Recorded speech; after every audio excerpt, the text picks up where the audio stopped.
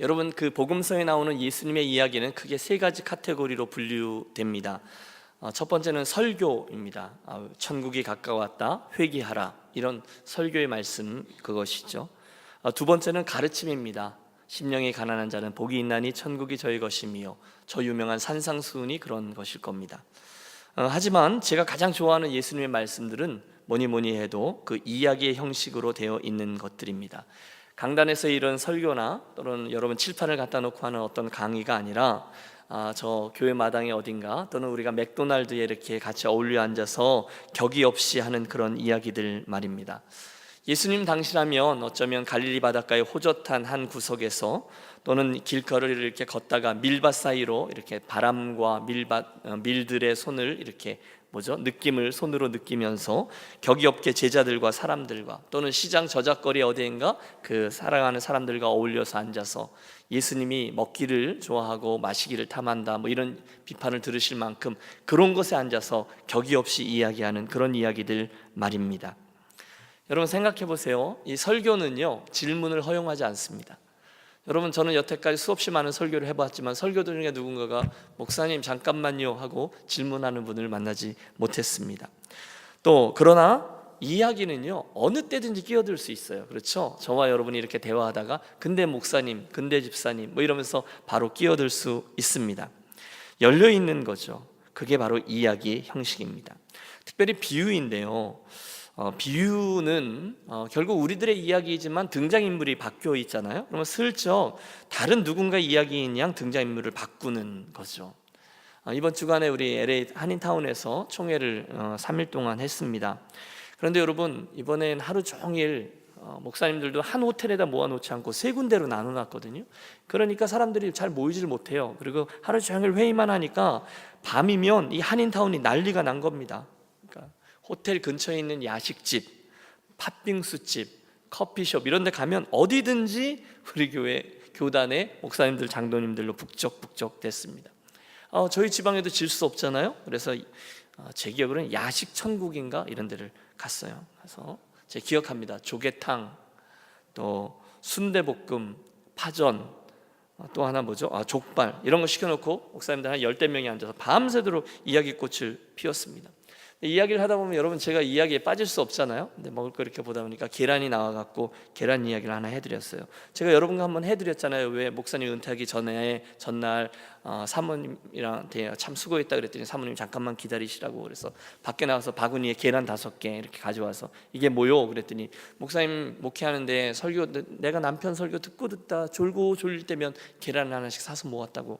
그래서 막 성을 내려다가 내가 평생 목회했는데 계란 5개 정도면 선전한 거다. 그러니까 괜찮았다 그랬더니 이 사모님이 그랬대잖아요. 이 양반아 이 집 계란 팔아서 산 거야.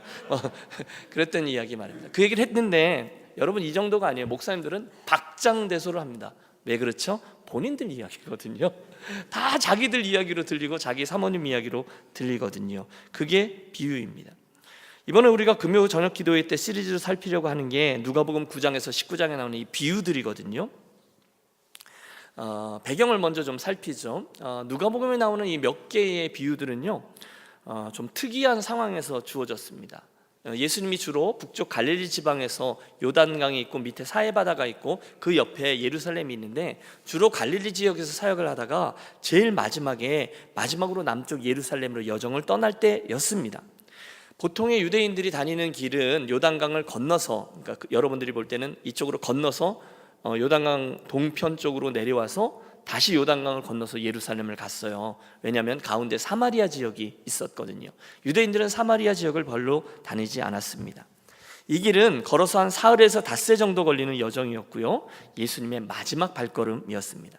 다시 말하면 이번에 예루살렘에 가면 그곳에서 잡히시고 순환당하시고 십자가에 못 박혀 돌아가실 거예요. 예수님이 누구보다 그 사실을 잘 알고 있었어요. 비장한 길입니다. 그런데도 예수님은 전혀 태연한 채로 아무 일도 없는 듯이 그 길을 가시면서 사람들과 어울려 대화하시고 질문하시고 웃고 드시고 늦게까지 시간을 보내시면서 언제든지 그 사람들과 대화 속에 그들이 끼어들도록 허락하셨습니다. 그런데 그 이야기들이 비유라는 틀 속에 담겨 있다는 거예요.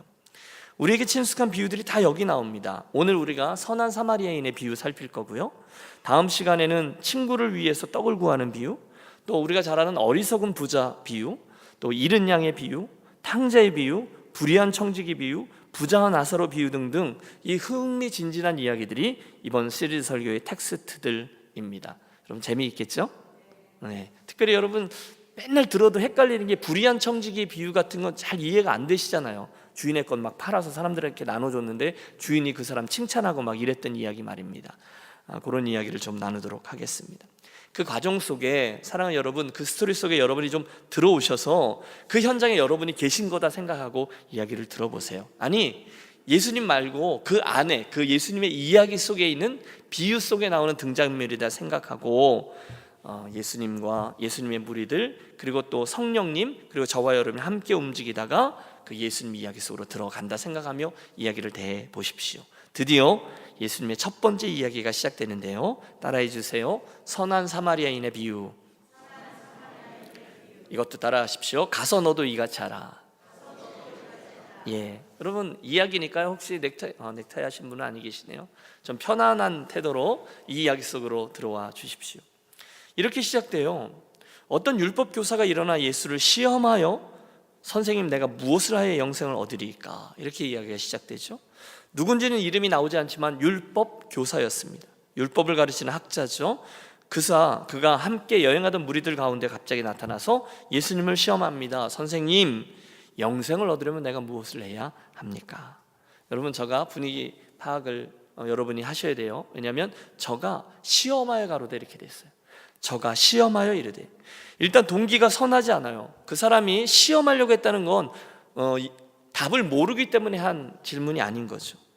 그의 손에 이미 그 채점을 위한 답안지가 있어요. 그래서 예수님이 무슨 대답을 하든지 자기의 모범 답안에 맞는지 안 맞는지를 이미 채점하려고 다가서는 거예요. 이 예수라는 사람에게 도대체 몇 점짜리 점수가 나올 것인가, 이게 이 율법 학자의 태도였습니다.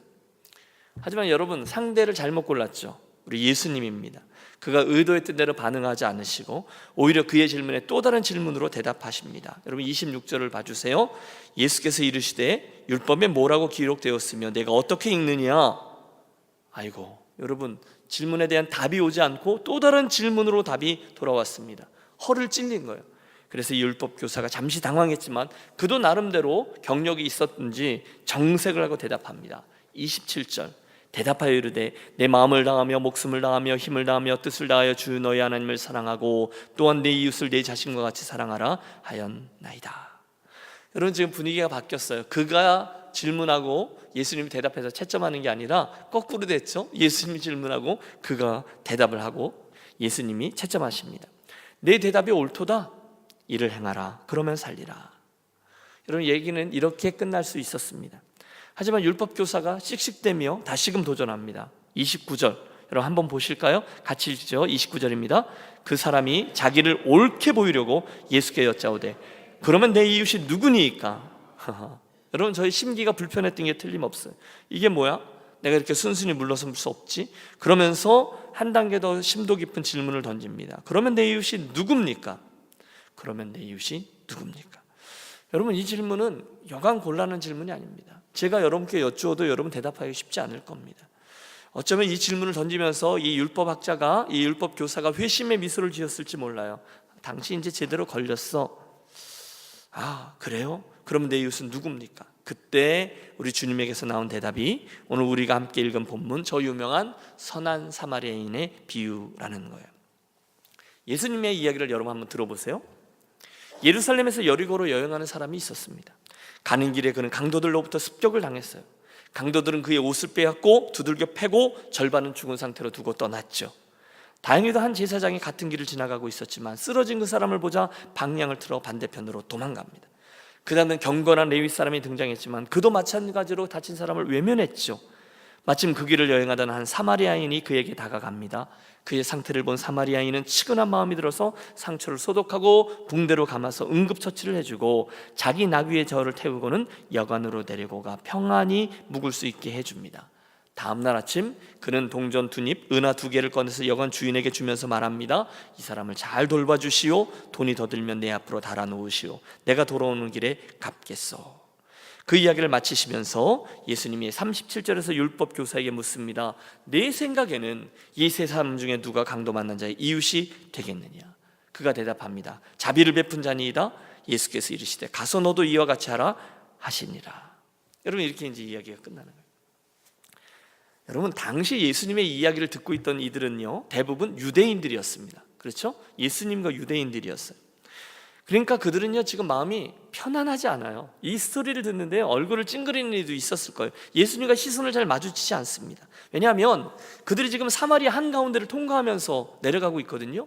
그리고 이 사마리아 동네에 사는 사람들은 틀림없이 이 사람들은 나쁜 사람이고 기분 나쁜 사람들이라, 이런 선입견이 가득했기 때문이에요.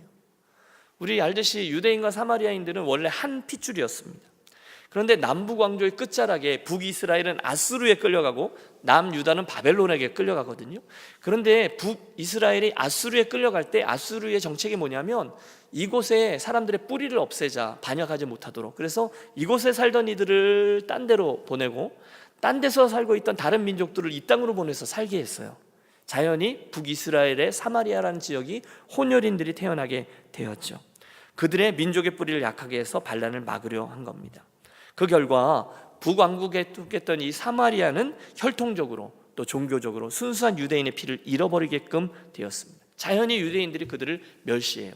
그런데 시간의 흐름에 따라서 바벨론으로 끌려갔던 유대인들이 예루살렘에 돌아왔거든요. 그들은 나름대로 신앙을 지키고 혈통을 지켰어요. 70년이 지난 후에 돌아와서 성벽을 재건하고 또 성전을 다시금 짓고 막 이러는데, 그들이 돌아가서 재건하는데 느헤미야서의 말씀을 보면 그때 그들이 그 일을 막 시작할 때 사마리아에 살고 있던 이들이 내려와서 우리도 같이 돕게 해주소, 이렇게 부탁합니다. 근데 유대인들이 그들을 멸시했잖아요. 혼혈인들이라고, 종교를 바꿨다고, 혼합했다고. 그러니까 유대인들이 유대인들이 그들을 거절하죠. 사마리아인들이 기분이 좋아요, 나빠요? 여러분, 저 열심히 하잖아요. 따라와 주세요. 사마리아인들이 기분이 좋아요, 나빠요? 나쁘죠. 그래서 사마리아인들이 막 편지 보내고 그들을 방해하고 막 그럽니다. 결국 유대인들과 사마리아인들의 사이가 아주 안 좋아졌어요. 기분 나쁘잖아요. 그래서 사마리아인들도 우리도 그럼 성전 만들겠다. 그래서 그들에게 굉장히 유명한 신앙적인 유적지죠, 그리심산에 자기들만의 성전을 만들어요. 그리고 거기서 자기들식으로 하나님을 예배합니다. 자, 그러니까 밑에 있는 유대인들이 볼 때 한 나라에 성전이 2개가 됐단 말이에요. 이게 말이 되지 않는 거잖아요. 그래서 기원전 1세기경에 과격한 유대인들이 몰래 그리심산에 올라가요. 그 몰래 침투에 들어간 거죠. 그래서 그 사마리아 성전을 파괴합니다. 상황이 악화된 거죠. 사마리아인들이 복수하리라 이를 뿌드득 갈고 있다가 예수님이 태어났을 어간의 어느 유월절 저녁, 유대인들에게 가장 중요한 유월절 절기에 그들이 밑으로 몰래 내려와서 예루살렘으로 내려가던 어떤 유대인을 그 사마리아 지역에서 살해해버립니다. 그러니까 유대인들이 또 화가 나서 그 사마리아인들에게 쳐들어가서 살육합니다. 사람들을 많이 죽여요. 분개한 사마리아인들이 시신들을 잔뜩 가지고 와서 예루살렘에 내려와 예루살렘 성전 여기저기에 죽은 시체들을 막 내던집니다. 성전을 더럽게 했죠. 그것은요, 유대인들이 도저히 묵과할 수 없는 신성 모독죄였거든요. 그 결과 이제 유대인들과 사마리아인들은 원래 한 민족이었는데 이제는 씻을 수 없는 서로에게 상처를 주고 서로 적개심, 증오심으로 바라보고 있는 거예요. 여러분, 상황이 이해가 되시죠? 그런 와중에 정통 유대인인 예수님이 유대인들을 데리고 내려오면서 사마리아 동네에서 선한 사마리아인의 비유를 얘기하고 있는 거예요. 그러니 율법 교사도 또는 이야기를 듣고 있던 이 이스라엘 유대인들도 굉장히 이야기를 고깝게 듣고 있는 거죠. 예수님의 이 스토리는요, 조금만 더 디테일하게 보시죠. 저 밑에 남쪽 지역의 예루살렘에서 저 사해바다 근처에 있는 여리고로 내려가는 길 도중에 있는 거예요. 근데 이 예루살렘은 산 위에 있고요, 저 여리고는 저 사해바다에 있는데 낮은 쪽에 한 1km 정도 높이의 차이가 나니까 계속해서 꼬불꼬불대는 길이거든요. 그곳은 정말 강도들이 출몰하기 안성맞춤인 곳입니다. 그런데 한 사람 유대인이 강도의 습격을 당해서 다 빼앗기고 몸도 다치고 험한 상황이 벌어졌습니다. 제사장이 지나가지만 도망갑니다. 레위인이 다가가지만 지나칩니다. 한순간 그 불쌍한 사람에게 다가선 이가 있었다. 예수님의 말씀, 누구입니까? 사마리아인입니다. 그리고 그를 도와주었다는 거예요. 틀림없어요. 유대인들 가운데 예수님의 이야기를 듣고 있던 이들이 신음했을 겁니다. 끙 냈을 겁니다. 뭐 사마리아인? 뭐 이랬을 겁니다. 어떻게 그럴 수가 있어? 사마리아 놈들은 나쁜 놈들인데 어떻게 사마리아 놈들이 어떻게 선한이라는 형용사와 사마리아인은 매치될 수 없어. 이게 유대인들의 생각이었단 말입니다. 그런데 그 상황에서 예수님이 그에게 마지막 질문을 던지죠. 너희 중에 누가 이웃이냐? 네 생각에는 이 세 사람 중에 누가 이웃이냐? 예수님이 이렇게 묻습니다. 율법교사가 대답을 하지 않을 수 없죠. 자존심을 지킵니다. 그 자존심이 뭔지 아세요? 사마리아인입니다라고 대답하지 않아요. 자비를 베푼 자니이다 이렇게 대답합니다. 여러분 이해가 되시죠? 그러자 예수님은 그게 중요한 게 아니라는 듯이 그렇게 명령하시죠. 가서 너도 그와 같이 하라. 네가 가서 이웃이 되라. 이게 이제 예수님 비유죠. 우리들 차례입니다. 사랑하는 여러분, 그 율법교사 옆에서 우리가 그 이야기를 같이 들었어요. 그러면 우리가 이 이야기 속에서 무엇을 배울 수 있습니까? 2018년 4월 현재 이거 유니온 교회에서 그 이야기를 함께 들은 저와 여러분에게 이 비유는 무엇을 가르쳐 줍니까? 오늘 저는 여러분과 함께 세 가지를 묵상하고 그 붙잡고 기도하려고 해요. 가장 먼저 보이는 것은요, 예수님의 치밀한 의도입니다. 특별히 이 이야기를 진행할 때 예수님께서 무슨 의도를 가지고 이야기의 중심을 바꾸어 버리셨어요. 보세요. 율법 교사를 포함해서 저와 여러분들은 맨 처음 질문에 관심이 있어요. 누가 이웃입니까? 여기에 관심이 있어요. 덮으로 말하면 누가 나의 이웃인가? 누가 나를 잘 아나? 누가 내게 친한가? 누가 내게 관심이 있나? 누가 나와 말이 잘 통하나? 이 어려운 시기에 누가 나와 믿음의 동력자가 될 수 있냐? 누가 나에게 도움이 될 수 있냐? 내가 어떤 서비스를 받을 수 있냐? 그 사람이 내게 유익하냐 아니냐? 누가 이웃이냐? 이게 그의 관점이었어요.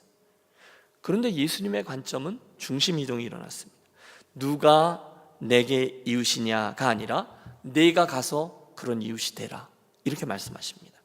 누가 내 이웃이냐가 아니라 내가 먼저 누구에게 이웃이 될 수 있느냐, 내가 먼저 누구에게 도움을 줄 수 있느냐, 내가 먼저 누구에게 친구가 되어줄 수 있느냐가 예수님의 주된 관심사였다는 거예요. 여러분 이게 오늘 예수님 비유의 핵심입니다. 내가 어려울 때 누가 나의 이웃이 되어줄 것인가, 내가 외로울 때 누가 나하고 함께 있을 것인가, 그런 게 아니라 그가 외로울 때, 그가 힘들 때, 그가 믿음의 동력자가 없을 때 내가 어떻게 그의 이웃이 되어줄 수 있는가가 이 이야기의 접근법이라는 거예요. 제가 내용으로 기억하는 오래전 인상 깊은 이야기 하나가 있습니다.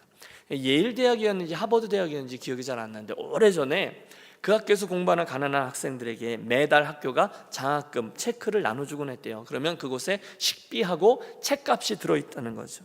그때가 되면 가난한 학생들이 오피스 앞에 쫙 줄을 서서 순서대로 들어가 학교 직원이 주는 장학금 체크를 받아가지고 나가서 밥도 사 먹고 책도 사고 그랬다는 거예요. 그런데 한 번은 그 길이 길었나 봐요.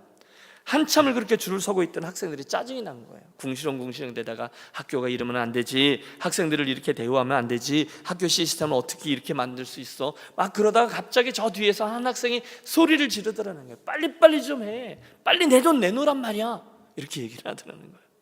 근데 이 이야기를 듣고 있던 이 저자가 가만히 있다가 이렇게 쓴 거예요. 내 돈? 내 돈이라고? 누구 돈? 학교에서 나를 위해 장학금을 마련해 준 건데 그거를 감사할 게 아니라 당연한 권리라고 생각하고 자기 돈을 내놓으라고 외쳐? 그가 제정신인가? 이런 글이었어요. 여러분, 저와 여러분 늘 자기중심적입니다. 거의 본능입니다. 그런데 예수님은 이 선한 사마리아인의 비유를 통해서 우리들의 관심의 중심 이동을 요구하십니다. 누가 내 이웃이냐가 아니라 내가 누구에게 어떻게 이웃이 될 것인가로 사고를 전환해야 한다는 거예요. 여러분 따라해 주세요. 누가 내 이웃인가? 두 번째죠. 내가 어떻게 이웃이 될까? 예수님의 사람들은 이 두 번째 관점을 놓치지 말라는 거예요. 그래서 가서 내가 이같이 하라가 결론인 거예요. 우리가 선한 사마리아인의 비유에서 예수님의 이 마음을 읽어야 합니다. 오래전에 제가 너무 감동 깊게 본 쉰들러 리스트라는 영화 기억합니다. 여러분들 보셨죠? 쉰들러 리스트를 보면 그 영화의 결말 부분에 2차 세계대전이 드디어 끝나고 수용소에 함께 있던 유대인 노동자들과 이 쉰들러가 이제 기업가였는데 그들을 도왔던 기업가가 헤어지는 장면이 나옵니다. 그때 오스카 쉰들러가 이렇게 절규하죠. 더 구할 수 있었는데, 후회합니다. 이렇게 될 줄 알았으면 더 구할 수 있었는데. 그때 유대인들이 아니라고, 당신이 우리들 1,100명을 구해주지 않았냐고, 그렇게 말해도 그는 자기 옷에 달려있던 이 금배지를 보면서 이거면 2명을 더 구할 수 있었는데 라고 얘기합니다. 그리고 자기 차를 보며 이 차였으면 10명을 더 구할 수 있었는데 계속 그렇게 절규합니다. 뭐냐면 그 영화에서 쉰들러의 무게중심이 자기 소유, 이익에 관심이 있다가 어느 순간 그들에게로 옮겨져 있다는 것을 의미합니다. 거기에 그 영화의 생동감이 자리해요. 그 영화의 제일 마지막 장면이 뭔지 아세요? 그 쉰들러 리스트는 이미 죽고 그 오스카 쉰들러라는 그 석관에 그 때문에 살아난 수용소 유대인들이 그들의 자녀들과 손주들까지 다 데리고 와서 줄을 서서 쉰들러 리스트의 무덤에 돌멩이들을 올려놓는 것으로 끝납니다. 너무너무 감동적이에요. 유대인들은 그게 고인을 추모하고 꽃 대신에 돌을 올려놓거든요. 어떤 사람은 돌을 올려놓는 게 그 사람들이 못 일어나게 올려놓는 거다 뭐 이런 농담도 하는데, 그렇지 않고 그들을 추모하는 거예요. 그로 인해서 한 사람 한 사람이 생명을 구원받게 됐던 강도 많은 사람들이 그들이었다는 거예요. 참 감동적이에요. 자, 예수님의 선한 사마리아인의 비유를 통해서 저와 여러분은 이웃을 사랑하는 것은 나 중심적인 사고에서 이웃 중심의 사고로 그 무게중심을 이동시키는 것이다 라는 주님의 마음을 읽어야 합니다. 이게 첫 번째 교훈입니다. 쉽지 않아요. 하나님 나라의 가치예요. 두 번째, 우리는 예수님의 이 비유에서 그날 그 어려움을 당했던 이들에게 도움 베풀기를 거절하고 도망갔던 레위인과 또 제사장을 기억합니다. 저는 설교할 때마다 이 부분이 너무 설교하기 싫어요. 제사장 하니까 꼭 20년씩 제 얘기를 하는 것 같아갖고, 그렇죠? 그날 그들에게 무슨 일이 있었을까요? 그들은 아마 이 자리를 피해야 했던 이유를 아마 100가지는 좋게 될 수 있었을 겁니다. 아무도 보지 않아요. 나름대로 핑계들이 있죠. 아무도 보지 않으니까 그랬을 수 있고요. 내가 여기 있다가 나도 강도 만날지 몰라 두려워해서 도망했을 수도 있습니다. 정이 없어서 내 일이 아니니까 갔을 수도 있어요. 오랫동안 종교활동을 해보다 보니까 감정이 메마른 거예요. 맨날 아픈 사람을 만난 거죠. 맨날 어려운 사람을 만난 거죠. 그러니까 이 제사장이나 레위 사람들이 아무런 불쌍함과 긍휼을 느끼지 못했어요. 피곤해서일지도 몰라요. 골치 아픈 일에 연루될 수도 있어요. 증인 잘못 썼다가 바가지 쓰는 일이 있잖아요. 하지만 그것보다 가장 중요한 학자들의 이유 하나가 나옵니다. 그것은 그들의 관심이 제의적인 정결에 있었을 것이다 라는 거예요. 그게 뭐냐면 제사장이나 레위인들은 성전을 향해서 가다가 제의적인 정결함, 성경에 말하고 있거든요. 그들이 시신을 만지면 안 돼요. 부정하거든요. 그러면 그들이 그 제사장직을 수행할 수가 없어요. 그래서 그들은 그 정결함을 지키는 게 중요하다라고 생각하기까지 했을 겁니다. 레위기에 보면 나와요. 아론의 자손 제사장들에게 고하여 이르라, 백성 중에 죽은 자로 인하여 스스로 더럽히지 말려니와. 율법은 죽음을 만지면 부정을 타게 됩니다. 그래서 제사장은 아이고 죽은 시체인가 보다 정결함을 유지하기 위해 도망을 쳤을지도 몰라요. 율법을 잘 준수하기 위해서. 그런데 예수님의 불꽃 같은 눈앞에서는 그것조차도 이웃 사랑을 가로막는 핑계거리는 될 수 없다는 겁니다. 여러분, 이게 큰 계명이라는 거죠. 예수님의 마음, 이 이야기를 하고 계신 예수님의 정신을 우리가 배워야 된다. 이게 두 번째 적용입니다. 여러분, 이웃을 사랑하는 것, 형제를 사랑하는 것은 아무것도 핑계가 통하지 않아요.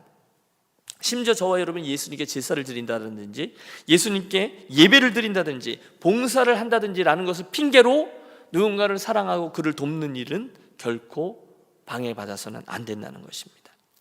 하나님을 섬기기 위해서 이웃을 섬기는 일을 좀 뒤로 미루자 말이 되지 않는다는 거예요. 그러므로 여러분 이 스피릿을 함께 기억하겠습니다. 저와 여러분이 오늘 이렇게 예배를 드렸어요. 이건 참 잘한 일입니다. 그러나 그것을 잘하고 돌아서서 내 이웃에게 제대로 하지 않는다면 그것은 잘못된 거라는 거예요. 제사는 중요합니다. 하지만 제사의 정신은 우리의 삶에 어떻게 그것을 실천하느냐가 더 중요하다는 거예요.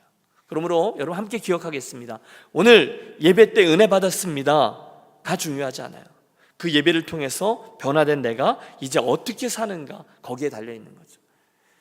여러분 이해가 되십니까? 이제 예배를 드렸으면 이제 내 삶의 현장이 선교지니까 내 삶의 일터에 가서 어떻게 살 것인가로 고민해야 된다는 게 당연하다는 거예요. 선한 사마리아인의 비유를 듣고 고민하셨다면 이제 우리 삶에서 만날 수 있는, 혹시 오늘 내 주변에 쓰러져 있는 누구인가, 내 주변에 소외당해 있는 일은 누구인가? 불쌍한 사람은 누구인가? 지난주에 이러저러한 일로 교회를 빠진 사람은 누구인가에 대해서 우리가 정말로 마음을 감고 예수님의 마음으로 그들에게 관심을 갖고 그렇게 행하는 것이라는 거예요.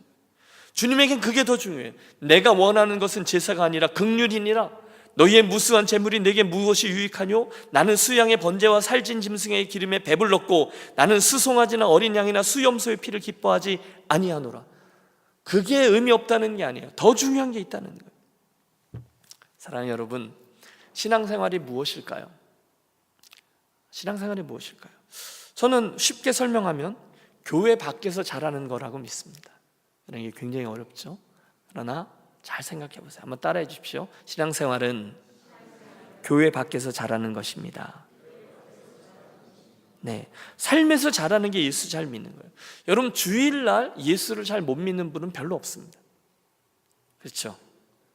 금요기도에 오늘 오셨어요. 오늘 저와 여러분이 이 예배를 마치고 큰 죄를 지을 확률은 거의 없습니다. 그렇죠? 집에 대부분 가시거나, 그리고 또 내일 토요일 주일을 준비하죠. 그러나 문제는 주일날 또는 교회에 올 때만 그리스도인이 돼서는 안 된다는 것이고요. 사실은 월요일부터 금요일까지 우리들의 삶에서 그리스도인이 되는 것이 더 중요한 것이죠. 여러분 함께 일하시는 직장 동료들에게 여러분은 어떤 그리스도인이십니까? 여러분에게 오시는 손님들을 여러분은 어떻게 대하고 계세요? 거래처 직원은요? 여러분에게 도움을 주는 그분은요? 친구분은요? 그들에게 언제 어디서나 그리스도인인 것이 선한 사마리아인의 비유에서 배우는 우리 두 번째 교훈이라는 거예요. 혹시 여러분 주일엔 참 멋진 그리스도인인데 월요일부터 금요일까지는 좋은 그리스도인이 아니다. 여러분 죄송합니다만 우리는 가짜일 공산이 큽니다. 그들에게 이웃사랑은 묘연한 거죠. 축복합니다. 여러분, 우리들의 믿음 생활이 주일에만, 주일 신앙에서 주간 신앙으로, 이해가 되시죠? 주일 신앙에서 주간 신앙으로 언제 어디서나의 신앙생활로 바뀌어지게 되시기를 주의 이름으로 축복합니다. 그러면 이 스피릿을 우리 마음에 담고 그렇게 사는 거죠. 세 번째, 마지막이죠. 오늘 주님의 이 선한 사마리아인의 비유 이야기는 우리들에게 그들 스스로가 쌓아놓았던 유대인과 사마리아인이라는 장벽을 스스로 허무는 게 중요함을 말해줍니다. 그게 주님이 기뻐하시는 일이라는 거예요. 여러분, 예수님의 이야기에서 적어도 이웃을 사랑하는 일을 위해서라면 사마리아인이 유대인이라는 장벽을 뛰어넘는 것이 필요하다는 말씀입니다. 여러분, 벽을 넘는 건 불편합니다. 그렇죠? 저도 벽을 넘는 건 불편합니다. 왜냐하면 대가를 치러야 돼요. 어디선간 자존심을 내려놔야 되고 불편하지만 내가 먼저 그에게 인사를 하며 다가서야 합니다. 그런데 우리는 일부러 그 일을 합니다. 벽을 넘습니다. 왜요? 이게 하나님 나라의 가치 때문에 그런 줄로 믿습니다. 하나님의 나라는요, 유대인이냐 사마리아인이냐의 장벽을 뛰어넘습니다. 하나님의 나라는요, 이민을 옛날에 왔냐 최근에 왔느냐 그 선을 넘어섭니다. 하나님의 나라는요, 저 사람 나하고 어울릴 만한 인품과 식견을 가졌느냐 아니냐 이 벽을 넘어선다는 거예요. 저분은 나와 연배가 비슷한 사람이냐 아니냐 그걸 넘어선다는 거예요. 저분은 나에게 좋은 취급을 당할 만한 사람이냐 아니냐, 아니면 나에게 구박을 받을 사람이냐 아니냐, 이런 벽을 넘어선다는 거예요. 여러분, 사랑은요, 이웃사랑은 벽을 뛰어넘는 수고를 감당해야만 돼요. 우리 지난번에도 하나님 사랑, 이웃사랑 얘기할 때 우리 그 얘기 같이 나누었잖아요. 유의할 것이 있어요. 사랑은요, 명사가 아니라 동사라는 거죠. 사랑은 멈춰서 있는 명사가 아니에요. 오늘 예수님과 율법학자의 대화 중에서도, 선한 사마리아인의 비유 중에서도 중요한 단어는요, 무엇인가를 규정하는 명사형의 사랑이 아니라 동사, 명령형 동사예요. 움직이는 동사, 가서 내가 그와 같이 하라라는 움직이는 동사라는 거예요. 사랑은요, 저와 여러분이 논의하고 머릿속에 생각하고 내가 실천하고 논문 쓰고 그런 일들의 명사가 아니라 저와 여러분의 삶에 실천적으로 실행되어져야 하는 명령형 동사라는 거예요. 예수님의 이 비유의 최종적인 결론이 뭐로 돼 있죠? 가라, 그리고 그와 같이 하라입니다. 너 가서 사랑하라는 거예요. 그러면 더 이상의 논의가 필요 없습니다. 사마리아인의 이 비유를 가지고 논문 쓸 필요도 없고요, 이걸 달달달 외우실 필요도 없고요. 가는 거예요. 그리고 사랑하는 거예요. 사랑은 명사가 아니라 동사입니다. 사랑은 연구 대상이 아니라 가서 행하는 겁니다. 긍휼한 마음이 있는 거예요. 제가 까까머리 중학교 시절에 1년 정도 신문을 돌렸어요. 제가 말씀드렸죠. 근데 이제 걸어서 돌리는 신문인데 땀을 뻘뻘 흘리면서 신문을 돌리는데 조그만 저에게 어떤 집이었는데 부평 어딘가요? 수고한다고, 들어오라고, 마루에 걸터 앉으라고, 그리고 고구마와 야구르트를 내주셨던 아주머니의 그 친절함을 제가 잊을 수가 없습니다. 해야 할 의무가 없는 분이셨어요. 그런데 기꺼이 저에게, 어린 학생에게 마음을 나누어 주신 그분이 저에게는 이웃이었던 거예요. 요구르트가 그렇게 맛있는지 몰랐어요. 대학생 시절에 제가 너무너무 마음이 아파서 마음 둘 곳이 없고 머리 둘 곳이 없고 어딘가에 있을 수 없을 때 하루 종일 제 곁에서 머물러줬던 친구를 제가 잊을 수 없어요. 제 이웃입니다. 어머니께서 돌아가셔서 급하게 한국을 나갔는데 자식이라는 저밖에 없어서 사흘장을 못하고 저를 기다리느라고 나흘장을 하셨거든요, 저희 어머님이요. 근데 끝까지 제 대신 아들 노릇한다고 며칠 동안 그 빈소를 지켜주었던 제 고향 후배가 제 이웃입니다. 이런 예를 들면 끝이 없죠. 제가 이제 학생일 때는 의료보험이 현찮잖아요. 그래서 아이를 끝까지 병원에 데리고 가지 못할 때 폐렴이 되어서 결국 응급실로 갔던 제 아들, 그 흰 벽의 응급실에 너무 추워서 마음 조려하고 있을 때 그 곁에 오셔서 오랜 시간 함께 있어 주셨던 목사님 한 분, 괜찮을 거라고, 길이 있을 거라고, 엄청난 병원비를 대신 함께 그것을 이렇게 피해야 할 수 있는 길을 찾아준 최 목사님이라는 분이 제게는 이웃입니다. 목회자로 살면서 중간중간에 마음이 무겁고 힘들 때가 있습니다. 쓸쓸할 때 있습니다. 외로울 때 있습니다. 이럴 때 있습니다. 그때 전화로 또는 메일로, 카톡으로, 식사로 함께 동행해 준 분들이 제게 그런 이웃입니다. 다 똑같은 단어가 담겨 있어요. 긍휼입니다. 마음을 나누어 준 거예요. 여러분 틀림없어요. 그런 이웃이 있을 때 거기 기적이 있고요, 감동이 있고요, 치유가 있고요, 회복이 있고요, 새 출발이 있습니다. 사랑은 명사가 아니라 동사라니까요. 저는 오늘의 말씀을 이렇게 맺고 싶습니다. 오늘 저와 여러분에게는 누가 이웃입니까? 그것보다 오늘 저와 여러분에게 내가 가서 이웃이 되어주어야 될 사람은 누가 있습니까? 우리 함께 묵상해 보았으면 좋겠습니다. 저분은 도저히 이웃이 되어줄 수 없겠다. 저분은 이웃이 별로 없겠다. 성질이 좀 특이하셔서 이런 분들 말입니다. 저분은 내가 이웃을 해주기 너무 싫다. 그렇게 생각하는 그분 말입니다. 혹시 그분이 외로울지도 몰라요. 그분을 향해 주님 오늘 선한 사마리아인에 비유해서 해주셨던 이 긍휼한 마음을 품게 해주십시오. 이렇게 도움을 좀 구하면서 기도했으면 좋겠습니다. 모르겠어요. 그날 그 율법 교사가 예수님의 이 말씀을 듣고 돌아가서 정말로 주님이 말씀하시는 누군가에게 이웃이 되어 주었는지 아니면 끝까지 하고 살았는지는 모르겠어요. 성경은 그 다음 이야기를 기록하지 않아요. 그러나 어쩌면 그렇게 오픈엔드가 저와 여러분에게 그 결론을 우리들의 삶으로 써라라고 요구하고 있는지도 모릅니다. 가서 너도 이와 같이 하라. 가서 너도 이와 같이 하라. 자, 여러분 어떻게 하시겠습니까? 오늘 여러분 누가 나의 이웃인가, 누가 나의 이웃이 되어줄까를 고민하시기 전에 오늘 내가 이웃이 되어줘야 될 사람은 누가 있는가 함께 고민을 해보시고 그를 이해해 보기 위해서 긍휼한 마음을 좀 가져보시고 애를 써보시고 기도하시고 주님의 도우심을 얻어서 이 밤 여러분의 이웃을 여러분이 발견하시고 명사형의 사랑이 아니라 동사형의 사랑을, 여러분의 이웃이 남편도 될 수 있을 것 같아요. 그죠? 자녀도 될 수 있겠죠. 그건 좀 쉬워요. 하지만 여러분에게 불편한 누구일 수도 있고 벽을 넘어서야 되는 누구일 수도 있어요. 내가 기꺼이 그에게 선한 사마리아인이 되리라 결단하는, 그렇게 구하는 저와 여러분이 되시기를 축원합니다.